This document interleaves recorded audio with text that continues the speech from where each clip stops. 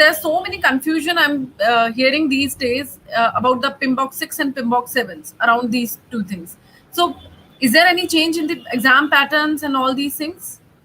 Because so again, yeah. So again, I reiterate, and I can see there is a question also related to it, but I reiterate again, there is the PM. So it's like this: someone published the syllabus, and the exam is on the syllabus. This syllabus was published few months, like 1 year ago, and it came into effect from January 2021. And this case, the syllabus is called PMI's Exam Content Outline. They call it ECO.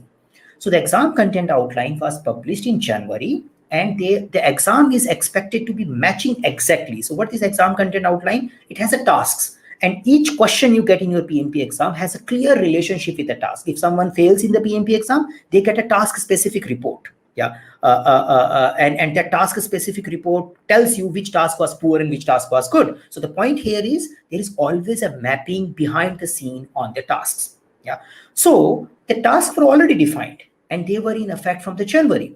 Now you had some material to prepare around it. You had a PMBOK 6, you had a PMI has list multiple books. This is you can prepare from these books, and people can find their own sources also. There is no restriction on the sources. So you can find your sources and you can prepare for it.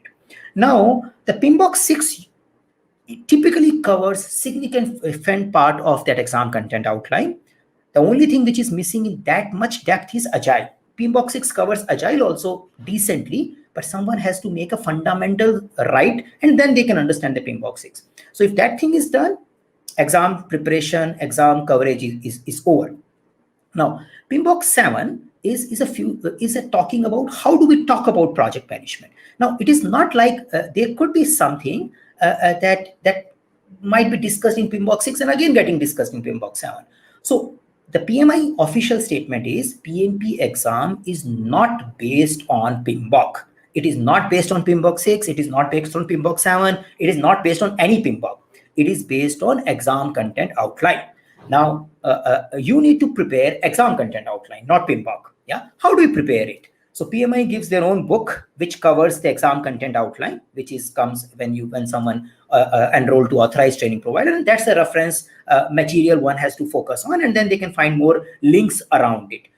The majority of that reference book, which is right now, is primarily based on PMBOK 6, yeah, as of now. So the PMP exam is not based on PMBOK, and that's why it is not based on PMBOK 7. It is based on exam content outline, and good percentage of exam content outline is covered in PMBOK 6. Yeah, that's the fact. And we have our clients passing exam every week. Yesterday only I did one interview with one of our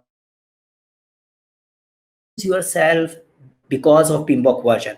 Technically speaking, if someone prepares using PMBOK 5, maybe 10, like 6-year-old version, and add Agile to it, they will pass in the PMP exam. There will be no challenge doing PMP exam because you are getting tested on a project management skills and Agile skills, which are kind of repeatedly reinforced by various PMBOKs and various other materials. So please don't worry about PMBOK 7. You don't have to read it. You need to focus on exam content outline. And the basic thing you need to do is minimize your study preparation, yeah, material, rather than keep extending it. Don't delay by that much. Yes.